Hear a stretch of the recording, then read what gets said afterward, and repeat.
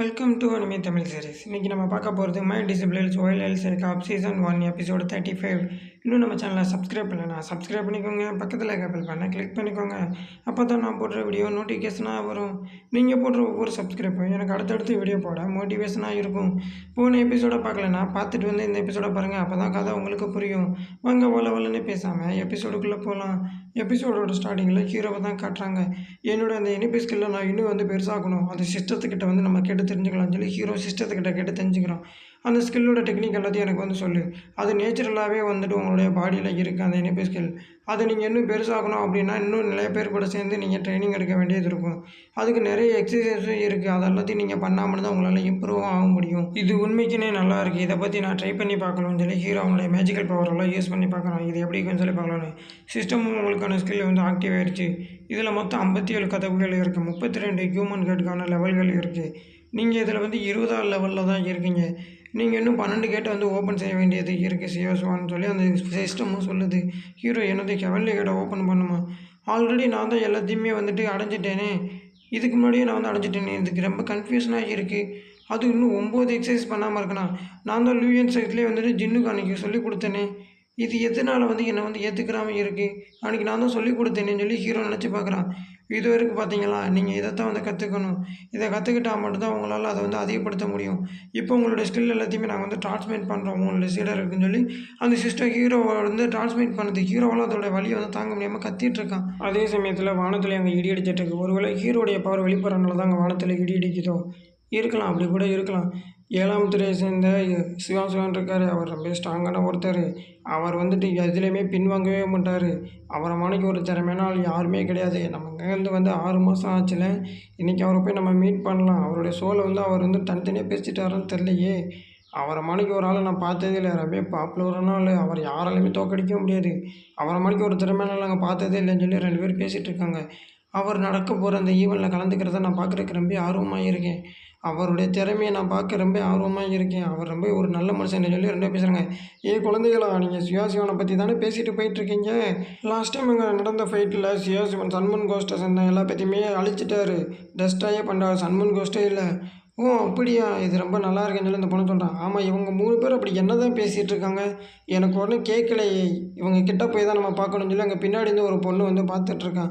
ஆமாம், இந்த பொண்ணு யார் அப்படின்னு சொல்லி நமக்கு தெரியலை. இதுக்கப்புறம் தான் நோட்டீஸ் பண்ண நினைக்கிறேன். நான் கொஞ்ச நாள் இல்லாமல் போயிட்டேன். அதனால நீங்கள் ரொம்ப ஓவராக பண்ணிகிட்ருக்கீங்களா? செகண்ட் எல்டர் நீங்கள் வந்துட்டீங்களா? நீங்கள் எப்போ வந்தீங்க? நீங்கள் எல்லாம் ட்ரைனிங் ஒழுங்காக எடுக்கலாம் அப்படித்தானே? என்னை ஏமாற்றலாம் சொல்லி பார்க்குறீங்களா? சும்மா தானே சுற்றிட்டு இருக்கீங்க. எங்கே ஓட்டுறீங்க? மறுபடியும் ப்ராக்டிஸ் வாங்க. உங்களை நான் சும்மா விட மாட்டேன். எல்டர் சிவானை பற்றி தானே பேசிகிட்டு இருந்தாங்க. ஆமாம், இந்த பொண்ணு யார்? இதுவும் புதுசாக இருக்குது. ஏதோ புதுசு ஆளுகளை கொண்டு வந்துட்டுருக்காங்க. செகண்ட் லீடர் நீங்கள் தான் இப்போ ப்ரமோட் ஆகிருக்கீங்க அப்படின்னு சொல்லி அங்கே இருக்க ஒருத்தர் அந்த பொண்ணை பார்த்து சொல்கிறாரு. சரிங்க மாஸ்டர்னு சொல்லி அந்த பொண்ணு கிளம்புறான். அங்கே இதுக்கு முன்னாடி போன பொண்ணு ஒருத்தனை போட்டு கடையில் அடிச்சிட்ருக்கான். என்ன தைரியம் தான் சன்மன் கோஸ்ட்டில் இருக்கவங்களாம் ஆங்மன் சைட்டில் இருக்கவங்க அடிச்சிருப்பீங்க. அதுவும் நான் இல்லாத சமயத்தில். உங்களை நான் இங்கேருந்து உயிரோட விடவே மாட்டேன். நீங்கள் சாக தானே போகிறீங்க. நாங்கள் எதுவுமே பண்ணல. அது வாங்கிச்சவங்களுடைய பிளான் தான். நாங்கள் இங்கேருந்து வந்துவிட்டோம். இதை நான் எக்ஸ்பெக்ட் பண்ணவே இல்லை.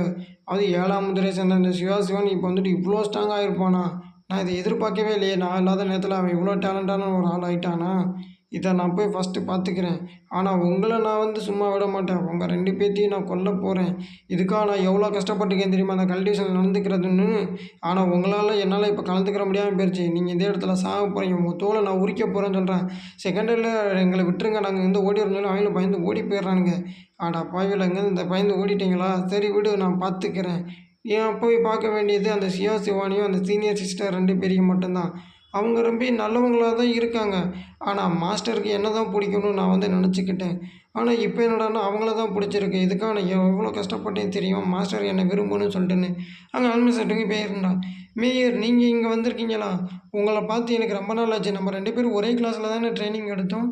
நீங்கள் இங்கே வந்திருக்கீங்களே, எனக்கு ஆச்சரியமாக இருக்குது. நீங்கள் எதுக்காக இங்கே வந்திருக்கீங்க நான் தெரிஞ்சுக்கலாமா?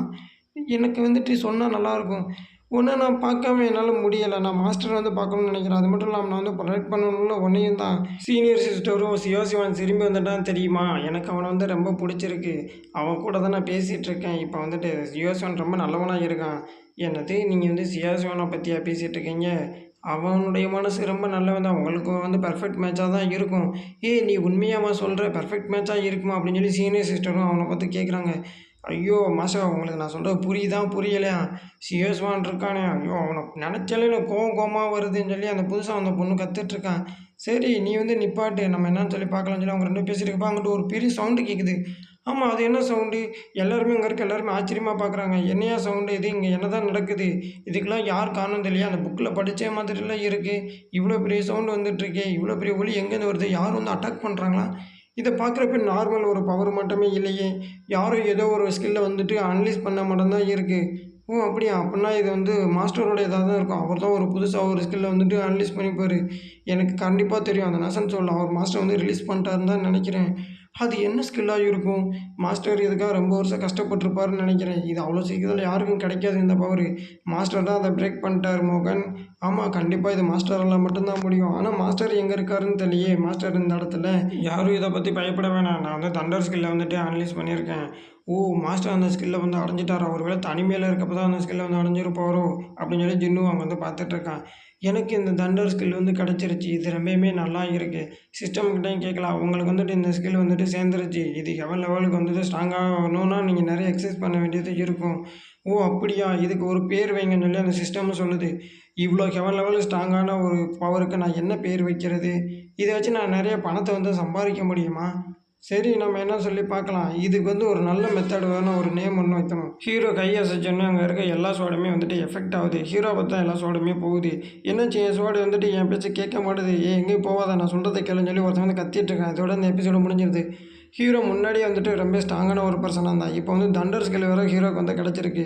இதுக்கப்புறம் என்ன நடக்க போகுது அப்படிங்கிறத நெக்ஸ்ட் எபிசோட பார்த்து தெரிஞ்சுக்கலாம்.